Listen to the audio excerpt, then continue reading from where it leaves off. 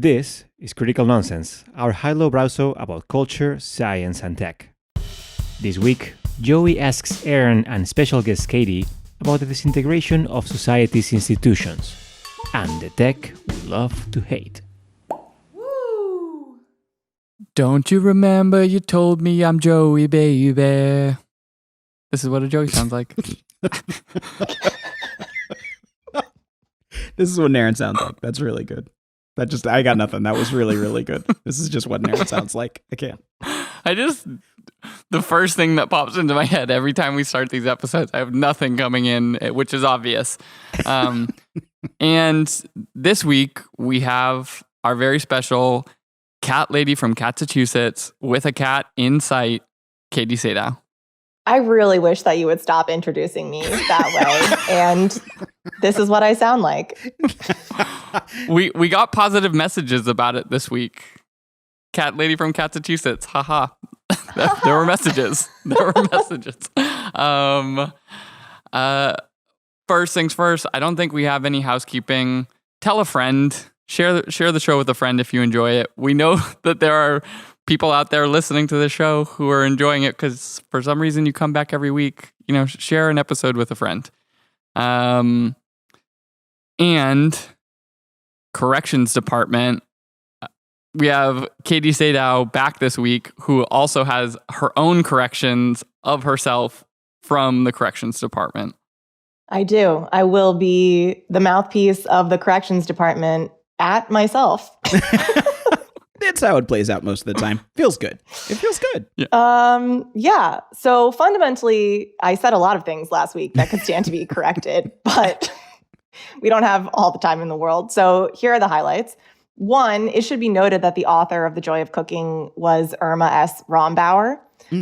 She self-published the first edition of The Joy of Cooking in 1931, which is a baller move. Yup. That's a big baller move. Right? And although I must have read a book that referenced her and the sort of fascinating story of the publishing journey of The Joy of Cooking at some point, it was not by Ruth Reichel. So I don't know why I said that. But more importantly, we had a conversation last week in which we touched on the caste system in the food world, and we referenced Bon Appetit specifically. And for myself to have explicitly to have mentioned those topics together without explicitly naming systemic racism pervading the industry, especially the food industry, was accidental, but that deserves its own correction. Our society and culture has placed differing values on food creators, especially people in the back of house historically, and food curators and commentators, the more public personalities. And this can't be disentangled from the distribution of people of color in those different categories. And to have had the conversation about one without acknowledging the conversation about the other was a symptom of privilege. I stand corrected. By me.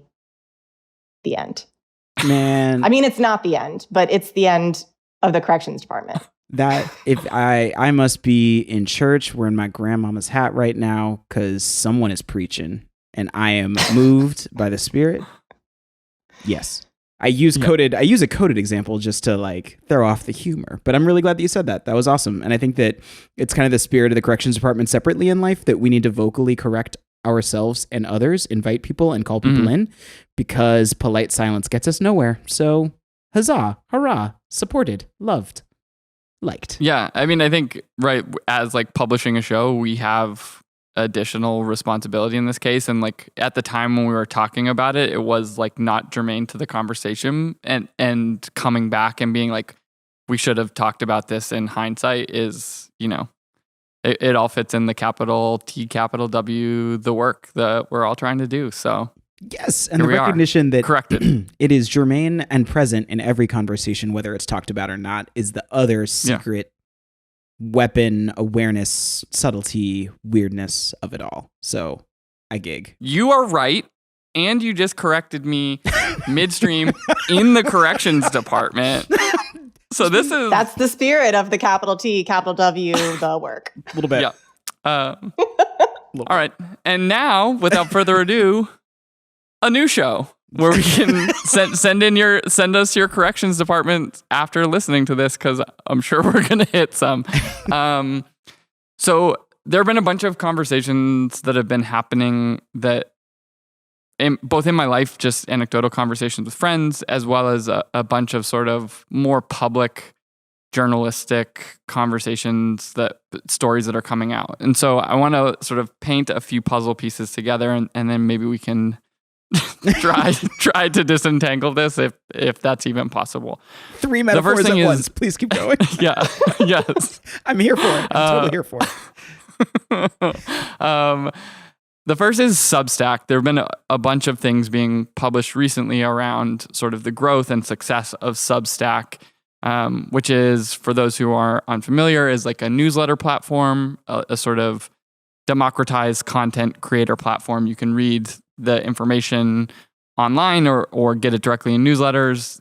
They have a lot of creators who are charging like, $5 a month to be subscribed to this channel, etc. Part of what has brought this into conversation is, first, the New York Times put out a memo saying like all of their journalists need to get expressed permission to be able to have a Substack, as they are part of like that journalistic endeavor. And so to be able to do their own thing, they need to get express permission. I think they said no paid versions of those things. And then if you want to do a free one, you need express. But we can write us in the corrections department. But there's also a lot of other stuff being talked about it through, Ben Thompson at Stratechery wrote a big post and did a podcast as well, I believe, around the idea of the sovereign creator, right? These new independent content creators like Andrew Sullivan basically got kicked out for being, the edgelord that I think Andrew Sullivan is, from New York Magazine. He was making $200,000. He's now making somewhere in the ballpark of $1 million a year with his own Substack and the subscribers.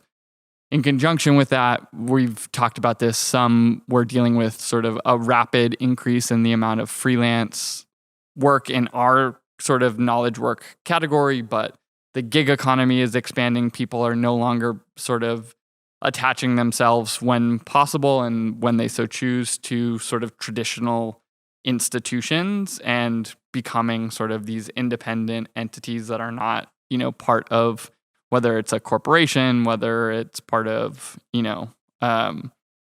a company or a collective, whatever. And then there's also other things that have all talked about, cryptocurrency, all of these things that are sort of new versions of decentralized, disintegrated components to traditional institutions, right? Instead of fiat currency, there's this thing where no one holds any of the power, the same as, in Substack or the gig economy.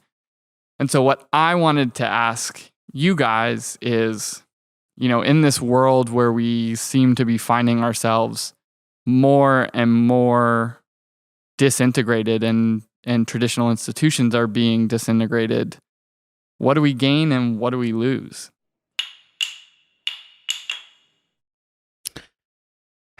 Joey, you always ask these teeny tiny little questions that like have no... Yeah, I wish you would just think bigger. Yeah, can't you just expand? Push out. Yeah, push out. Come on.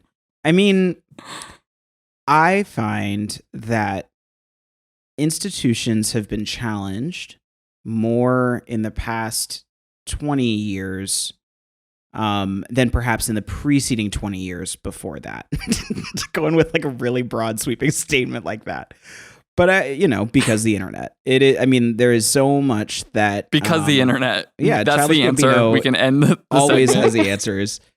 But it is fundamentally, we've been moving more and more and dealing with more and more a question of what does it mean when there don't need to be as many gatekeepers between someone and their mission, their goal, what they're trying to get at, whether that be content they're trying to consume or work they're trying to do, or pretty much everything that falls inside and outside the boundaries of that.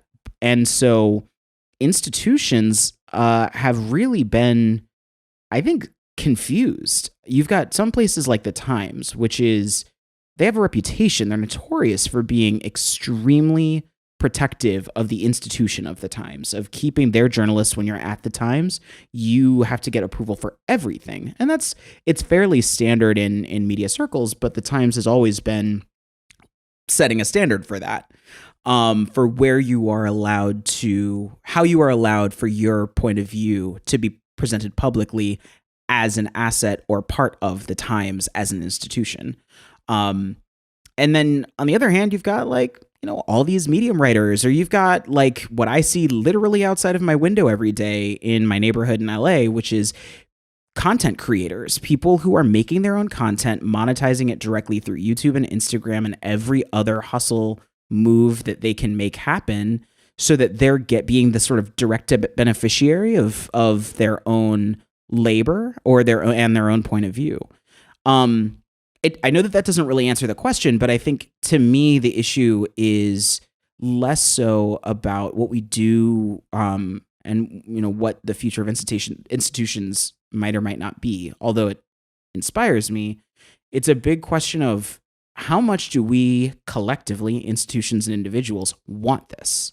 And so how much are we going to keep throttling ourselves back and forth and trying to figure out, should there be no gatekeepers, or must there be gatekeepers in order for things to keep happening? And I don't know. All I know is that at the end of the day, those with money are going to make that decision, and they're the people that are going to wield the influence. That's a little bit dark and sad and a touch myopic, but that cynicism is well supported. I'll put it that way. That's my hot take. Thanks. I'm going to see myself out. Bye.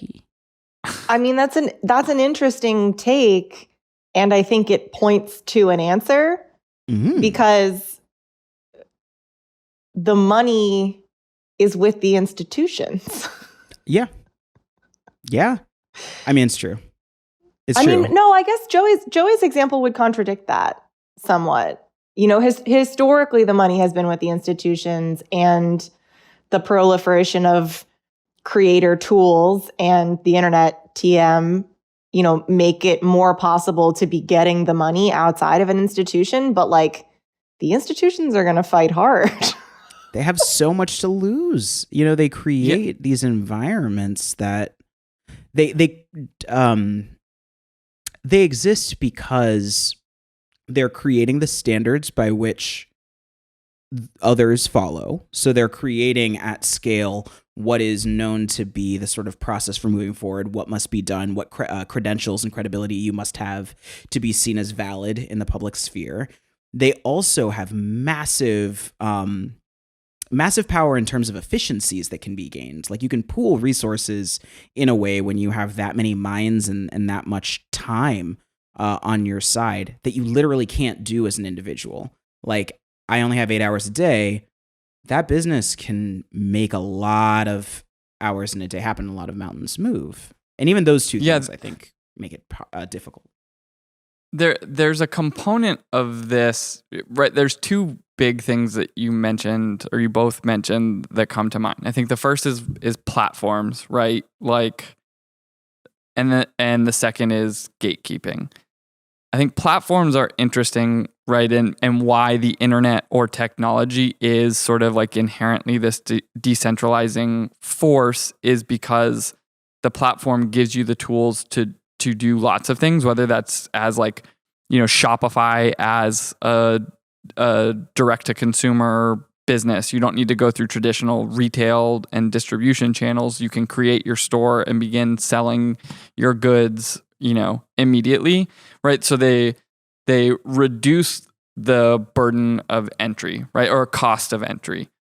But the second component of what you talked about is this question of gatekeeping. And I think in both cases, what we're talking about is a distribution of power, right? The access and the hurdles required to traditionally get into any of these things, right? Like, traditionally, you were actually producing a physical newspaper that had an incredible cost of entry to be able to produce. And now you're talking about doing it digitally, and that these costs can be distributed in many different ways. And so the cost of entry is significantly lower. But in both cases, it's removing the power from the few and giving it to the many. The issue with gatekeeping, though, is people had problems with how the gates were being constructed, right? Systemic racism, access, pay to play, like all of those things were sort of like what was making the gates. Yeah. Oh, sorry. I got nothing. I'm just inspired. You have things. No, I don't. Gatekeeping is an interesting word for this, and it makes sense and it's right. And also, I think there are a lot of ways of looking at it. Like gatekeeping is one word, but standards is another. Mm-hmm. If you think about like our education system, which is problematic in a lot of ways, like really a lot of ways, and we could have a separate conversation about that. Like teachers Systemic need racism. a credit. I had to plug it in because thank you. Yes, we'll name it explicitly. Teachers need certifications in order to inform children. Mm-hmm. Journalists don't. Mm-hmm. But there was a version of sort of implied certification in participating in an institution like the Times, for example, which is no longer applicable in the disintegrated world of, let's say, media, which I think like gatekeeping is a part of that. And it's the part that says like, yeah, the institutions have systemic racism problems and they have equity problems and they have financial issues. All of that is relevant. And also they stand for standards. And so when we think about sort of, we've been talking about it from the point of view of makers, but when we think about it from the point of view of consumers, like human beings, sort of engaging with the goods that were previously made by institutions and are now being made in these disintegrated fashions, the ramifications feel different and troubling. Mm-hmm. Yes. Yeah. Yes. Yeah. The in that case, and I think in Ben Thompson's writing this came up, is historically when you broke into an industry, if you could get into the Times or work your way up to the Times, you could begin writing, build an audience, build credibility, build your own voice in sort of the protection of that environment, both in people supporting your growth as a writer, journalist, whatever, as well as other older people in that institution were sort of already commanding authority and had established the credibility of the institution while you were figuring things out. They'd already created that credibility. And so you're sort of getting paid to grow at the beginning, and over time, while you may not get the full value of your worth, like you're sort of paying back the institution in your later years by making more money, but maybe not as much money as like you're bringing into the institution. And there's like this trade-off of you're taking more in the beginning part of your career and you're giving more in the end part of your career. And in the case of someone like Andrew Sullivan, right, he used that institution, of New York Magazine, and he'd already built a name for himself as like a blogger earlier on in his career. But he left New York Magazine and took that credibility with him that he built using the sort of subscriber base of New York Magazine, and turned on, like, he was now extracting the full value of the credibility that he built using that institution. And so Which, I think... Go ahead. Well, I was going to say dope for him, but like, what about the come up who's not going to have the benefit of his tutelage? Mm-hmm. There are so many problems with institutions, but if we separate the roof, or the sign on the front from the fact that it's a collection of people, collections of people can do incredible things together. And I think that's probably the sort of seat of my discomfort when we start talking about what it means to break things down. It's not that I don't want to dismantle problematic institutions. I do. It's that like an every man for himself model means like, cool, I'm really happy for you making all of that extra money that the institution wasn't going to provide for you. And what has the collective lost, the person that doesn't get to learn from you because you're not creating, because there's no longer a space to learn, and the public not having access to potentially, more in-depth, well-rounded, diversely covered topical knowledge. Joe, you were talking at the beginning before we started recording about a press conference recently that I think is a perfect example of this. Yeah. So there was President Biden's first big press conference that he did himself, and journalists had been asking for. And there's an interesting component within this idea of institutions, right? Like the benefit of if you had 100 journalists at the New York Times versus 100 independent journalists, the New York Times will write 100 different stories, and those other 100 independent journalists may write 100 different versions of the same story, right? Or, 50 versions of one story and 50 versions of a different story. And so the coverage is not happening. In this recent press conference, with all of the issues sort of going on right now, the pandemic, the recession, the number of stimulus bills coming through, all of the questions, almost all of the questions at this press conference were about the 2024 election, not even 100 days into this new presidency. They were like, who are you going to run in 2024? Who's your running mate? Do you think President or former President Trump will be your opposition in that election? Meanwhile, we're in a global pandemic and dealing with these massive government stimulus bills, and the questions weren't about that because there was sort of no overriding sort of institutional direction to spread out the coverage of what people were asking. So they were just sort of asking different versions of the same question. And I think that the point that you bring up about, what do we lose? Fundamentally, I think a lot of these things are happening because institutions over the past, over the years that Aaron was talking about at the beginning of this, have had a lot of power, and, things like the income inequality and unequal distribution of power, people are trying to pull away. But in pushing back against these institutions, my fear is that the orientation where it pushes you towards being an individual becomes really extractive, right?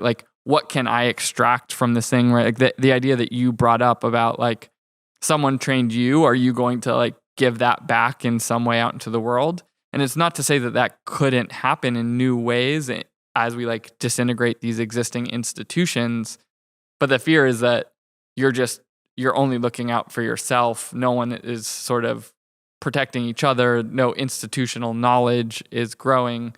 And what happens in a world where everyone's just trying to pull as much out for themselves and not helping anyone else? Well, I guess that the fact that a lot of this rolls around the question of whether in a disintermediated future we are as siloed, I suppose, as it feels our institutions may cause us to be now. Because there could be, and this is sort of a question of whether this is just the re-institution. It's if we need to create standards, how do those start to become organically developed from the bottom up, as opposed to just based on past power structures or past more top-down ways of defining what those are? And likewise, how do you start to create communities that can police themselves and each other? I guess it's the same thing, but creating systems in which or by which whatever is being produced is of certain quality or fulfills certain needs that need to be received by the whole, not just by those that are in that community. And at the end of the day, nobody can live outside of themselves, which is sort of the chicanery of it all. Because I'm 90, and why would I not say chicanery? The chicanery, just completely. Yeah. But I think that at you're charlatan. I have a few more that I'm going to throw off of you guys later, or bounce off of you to see if they're good. But I do wonder whether we will ever, even if we were to reach that end point of being fully disintegrated, to be fully individual, standalone, if we wouldn't just pull a Terminator 2 and then just start gelling back together and just creating new institutions, new standards, new ways of working. I wish I got that reference.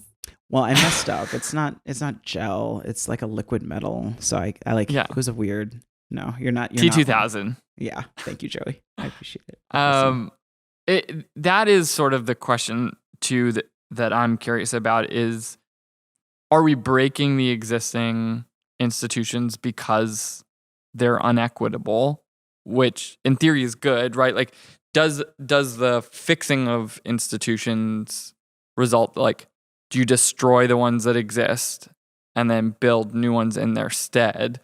Or are we moving to a world where it's just all of these things are sort of dissolved out? And you know, the fear in these cases is, I think things need to be fixed, right? Like, so let me say that first. But there's this, like, the devil you know is better than the devil you don't in like pure market-based situations without institutions, right? Like in the world of like no more fiat currency and we all exist in like a cryptocurrency world, like there's no reason that says that system can't become inequitable for any reason, right? And in new or different or worse ways.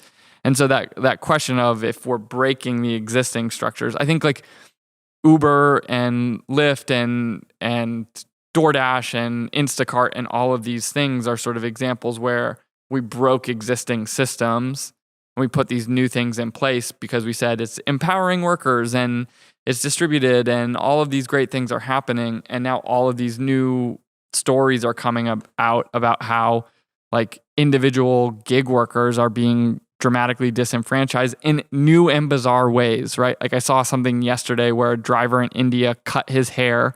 The way that Uber in India works is like a facial algorithm. He cut his hair. That was his only means of income. And so he can't get into the system to go to work because he went on vacation and shaved his head. And now he's locked out of the system, right? Like this disintermediated future doesn't mean that it comes without, or it doesn't mean like the equity returns. It just means we broke one version of inequity. How do you build a version that has equity? And that's the question of like, do you completely raise, like just burn, salt the earth with the institutions that we have, or can you fix them like in sort of an iterative way?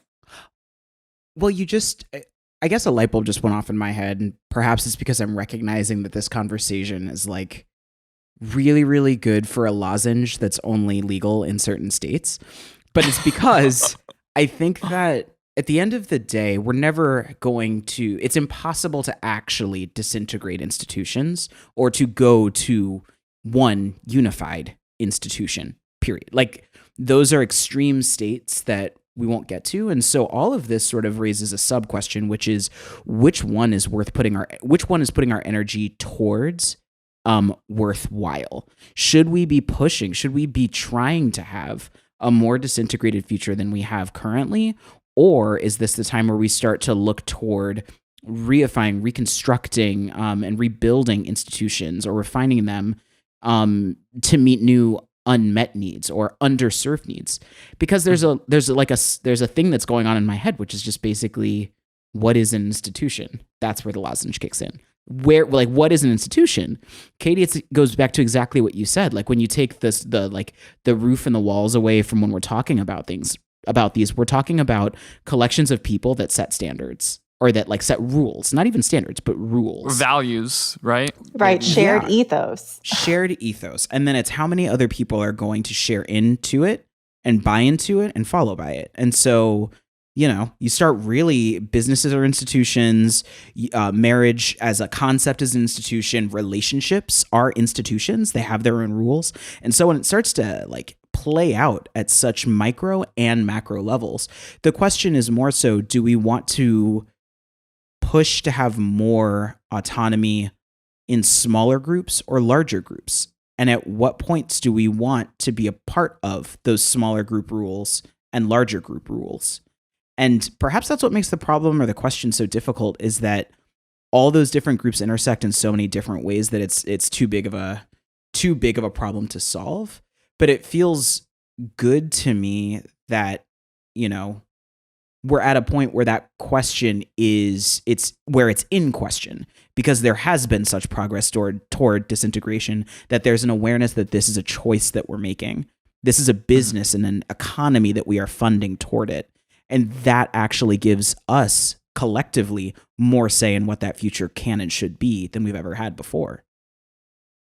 The thing that you're saying, like, that this makes me think, so obviously, like, I think about our company a lot in these processes. And I'm, sometimes when we get a project, right, like, a company will say, we have X amount of dollars to do Y thing in Z amount of time, right? And so we say, okay, we'll put these people on that project and we'll figure it out and we'll deliver something. And if you look at the way that our company operates in the world, on an individual project basis, right? Like, our company, in theory, and like all sort of professional services worlds, will turn a profit on that. And if you think about it from an individual level, the profit is greater. Thinking from a project level, the profit shrinks. And if you think it across like the entire year, the margin continues to go down, because as a collective, we're capable of doing these things and storing institutional knowledge and sharing and learning from each other and whatever.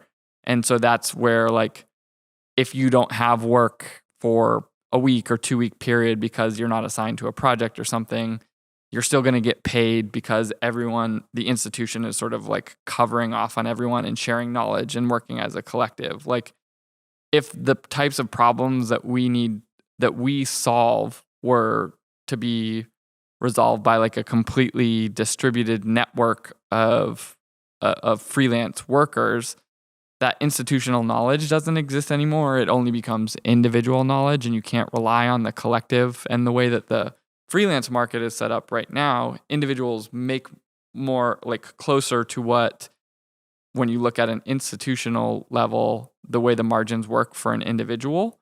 But that can't exist then when every single one of those people is making their sort that level, and you have to get 15 people together in order to do a project. The rate actually goes up way higher to pull those people together. And so there is like this system of give and take, and like, which world do you want to work in a world where you can learn from people and like build something together and all of that? Or do you want to get more on like the Andrew Sullivan example, and like you have more money, but the sort of other non-monetary things that you gain from being part of a collective get lost? And that part, I like, because I think I'm just not personally like hyper driven by money. Like, I don't buy a lot of things. Like, I don't want for a lot of things.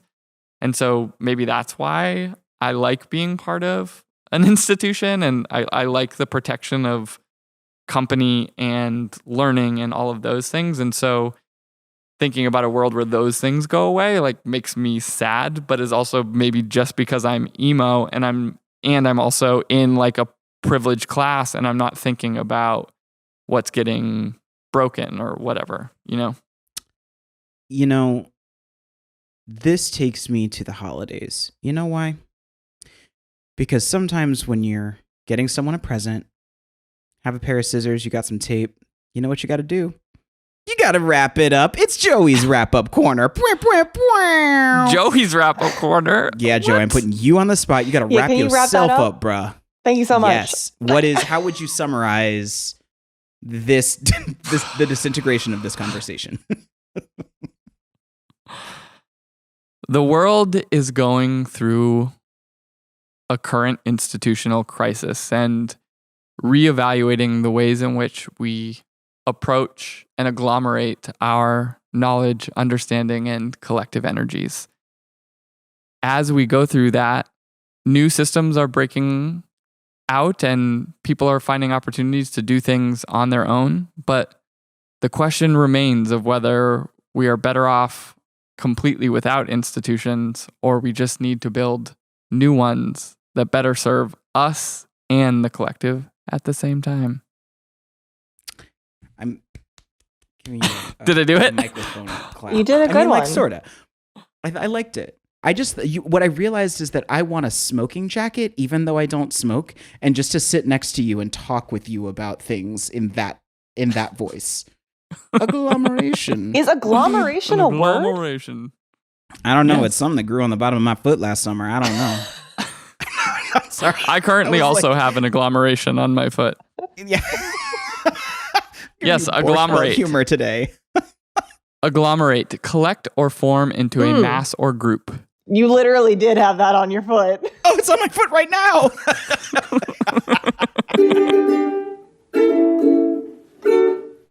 Aaron in a Joey. cardigan Mm-hmm. at 60, Mm-hmm. wiggling, listening to the Cardigans. Say Scene. that you love me. Mm-hmm. Agreed. That's Um, the after. Mhm. No, I know the song. And it's now- just like, oh, am I 60? That sounded a little. Little pitchy. Little. Sorry about that. I didn't warm up. My bad. And now for something completely different. Yeah. I have a question for you. Mm-hmm, mm-hmm, mm-hmm. What is the technology in your life that you love or need or adds some meaningful value to your life and use it a lot, and also you just hate? I'll be shocked if other people have different answers than me. And maybe I'm just like so egotistical that I think it's not that I think that my opinion is correct. It's just that I will be shocked. Well, wait. What is yours? My phone. I hate my phone. I hate it so much. Fair. Get this Yeah. shiny shackle off of me. And also, I need it. I need it. I can't without it. Mhm. But I hate it. Burn it. But I need it. You're so right. You're You so right. It sounds like drug addiction. I mean, right? Yeah. Right? Damn, Joey, this is so hard because I agree. Like, you're totally right, Katie. Like, it's my phone. I mean, I'm other people going to through have all of different- it I want you to have a different answer because Yeah. I want there to be a different answer. But is there a different answer? because, well, I started to go to simple machines just because I wanted to be contrarian, and so I wanted to be like door handles. But you're I hate wrong. door handles. But I'm wrong. Levers. Yeah, all these damn pulley systems in my daily life. Yeah, no, you're right. I'm No. wrong. It's a phone. Because, also legitimately, so many of the other things that were in my list had to do with my phone. So the things that I had in my mind, I had my smart speaker. I had my wireless stereo system. I had my system that I plug my phone into in my car to listen to music. I'm tap dancing around brand names. I'm doing it on Yeah. purpose. So it's going to be a little bit murky. But then also just I can name this one Word Cross, which is my nightly addiction. I watch Grace and Frankie, and then it's scrambled letters, and they're in a circle, and you Yeah. just fill it out. like and Boggle. you figure out. It's like Boggle, and I just do it for hours. It feels really good, but I don't want to pay for it, and there are ads, and I have to watch the ads, and I'm really close to keeping on getting to the next level. No, you need to pay for it, Aaron. You are a fucking full grown up who I know. has a You're so paycheck right. who can afford to pay for the $2 for Word Cross. It is $1.99. Let's not round up. I refuse. Word Cross, Which you makes should it promote us. worse, Yeah. actually, in this case. It does. I know. Um, Joey, what's yours? Okay, what's your answer, Joey? So I have two. Also, my first answer, my reflexive answer is smart speakers Why That do I you hate fucking your smart use- speakers? all the time, and they are so infuriatingly annoying. And like That's just the all the bougiest systems thing I've ever heard in my life. Like, what are you guys even talking about? like we have Google Homes in our house, like through like different things that have given away like speakers and whatever, and we listen to music a lot at home. Like we have a toddler who loves music and she's always asking for music, and she's just getting to the point where she's been yelling at it to turn on music for a long time, but it's just starting to like understand her like, you know, speech impediment. And but all of the interactions are like making them work together, or, you know, like using like different apps to get into it to play music from. Like they just never work the way that you want them to, or you ask like play this song and it's like, okay, we're gonna play this song, and it's like a live cover from not the actual band that you wanted. Like, and it is totally like a first world problem thing, but it drives me crazy every day. Let me add to it. So last night, a new light bulb came that I needed to screw in to a fixture. 15 years ago, if I screwed a light bulb into a fixture, the light would come on. It took me an hour and a half to get the bulb correct, to then move the other bulbs that were in the apartment to their right places into new groups. Within its own platform, I needed to get everything reorganized, and then I had to reorganize it within the smart speakers platform so that when I just say turn on the lights into the smart speaker that is in that room, the lights will come on. Yeah, we just live in different worlds. That's really what's happening. I do not deign to suggest that my world that I live in is anything other than a world of my own making. I could still screw in a damn light bulb. Like I could still get a damn light bulb. But I will say, for all this, like, technology is going to make my life easier. You certainly got me to throw a phone into a couch. You got that to happen yesterday. So yeah. Technology is making you mad. Technology is teaching your toddler how to be a dictator. Like yes. What we've learned is that Aaron and I are both nerds who built smart homes, who also have tempers. I can't turn on my TV through my smart speaker. I had to take it out last night because the light bulb wouldn't work right. I hate it. I can't get my fan to work in the master bedroom because I can't talk to it. That's legitimately where I'm at. It's been 3 months without a fan. This is just like fundamentally so baffling to me. I love fixing things. And do you know what tools I like to use when I fix things? Like screwdrivers. Like unfamiliar. Like unfamiliar. I want to drill some holes and then fill them with anchors and then like hang shit on my wall and then read a book and like make a fire. You're the standard bearer of making shit real, Katie Say Now. I'm a Luddite, is really what I'm saying. An inspirational Luddite, I would say. Let me tell you, I love doing, like, I was reading something in that talk I was doing about cognitive diversity about ADHD. Last week at the Seattle Interactive Conference. You should look it up. Everybody go look it up. Good job, Joey. Continue.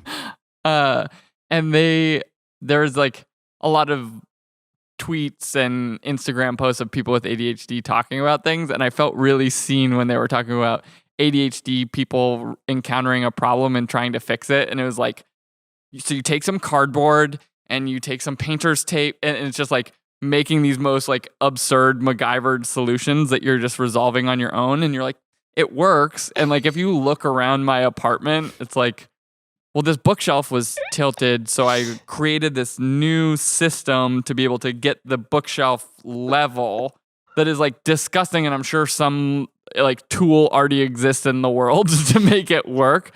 But like I have drawers and like cabinets and areas in my house where I'm keeping like weather stripping and like rolls of string and like pieces of like sticky protector, like all this stuff. I'm like, I might need it at some point, and then something will break, and Becky's like, well, we're gonna have to replace it. And I was like, hold on, let me go into My my ADHD is treasure kicking trove in. of random screws and sticky things and see if I can resolve this.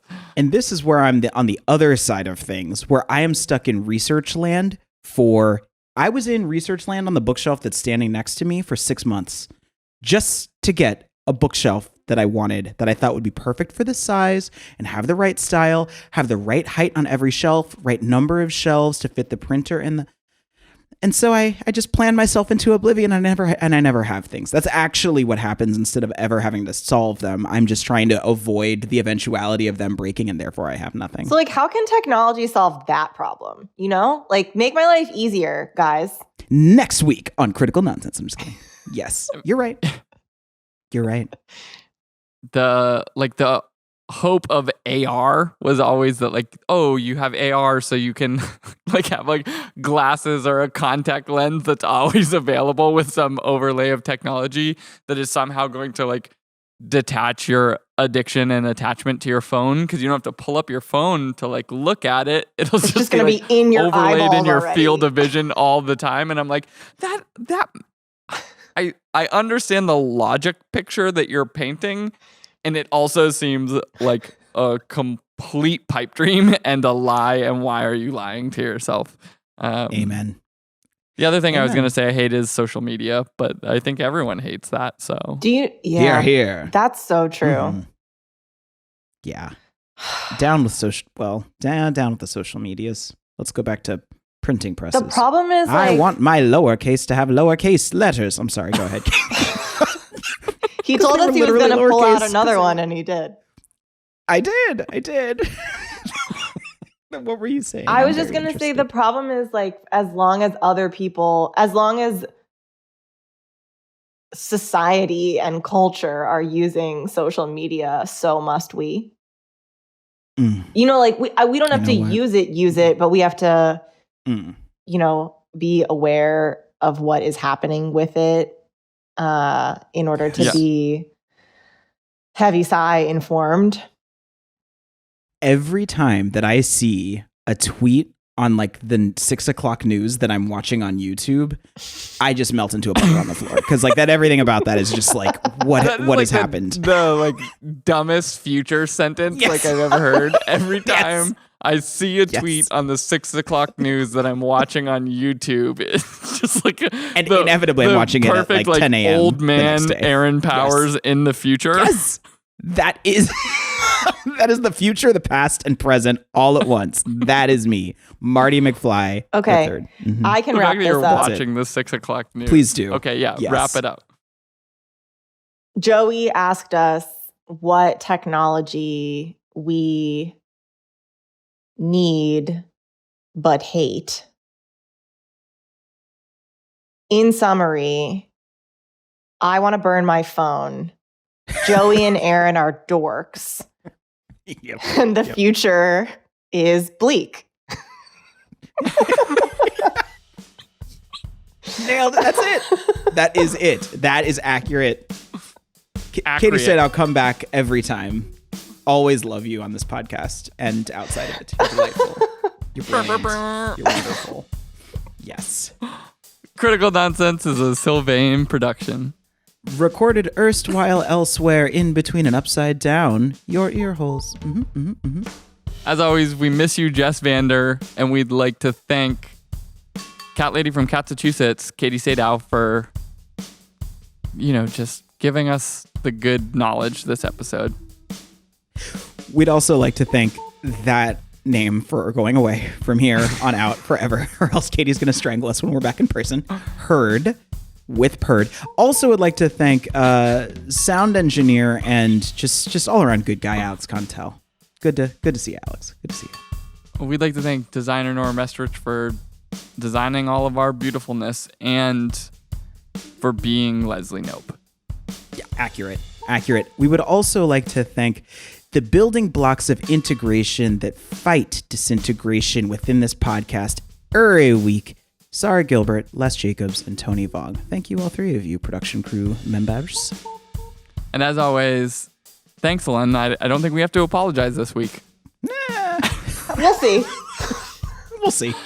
Special thanks. Yes. Ooh. I don't know why I said ooh. I don't have anything. Ooh. I'd like to special thank Katie Sadow. We literally did not special thanks Katie Sadow. No, we did special. You regular thanks thanked Sadow. me. We literally went through that. Yeah. Well, you're getting double. You can special write in thanks. and tell us if you think that Cat Lady from Massachusetts should stay or go. We can take Yes. a poll. Not everything should be put to the people, Joey. Hallelujah. Integration. I'm aiming for integration. Yes. This institution says no, thank you. I'd like to thank Momofuku Milk Bar Cookies, who through Amazon and Whole Foods, you can have those delivered. And I have been doing so literally every week for the past 3 months. And yeah, I need to go to a gym. I need gyms to open now, please. I'd like to thank what I'm just realizing is we are potentially entering into Girl Scout cookie season. Ooh. Is that right? Wow. Is that right? Is it time? Do they make vegan Girl Scout cookies? This has been why I don't know. This is why I need to know. I need dairy-free Girl Scout cookies. Sorry. You don't. You can eat them all. Forget This Branch. is true. You're right. Forget my husband. He needn't the delicious brilliance of a. I don't remember what any of the cookies Samoa. are. A thin mint from the freezer all day. Oh, true. All day. All day. All day. Yes. Agreed. I don't know. I'd like to special thank you guys. That's all I got. It's been a long episode. I really enjoy spending time with you guys. That's it. That's all I got. Love you. been real. Bye. Okay. Bye, friends. So real.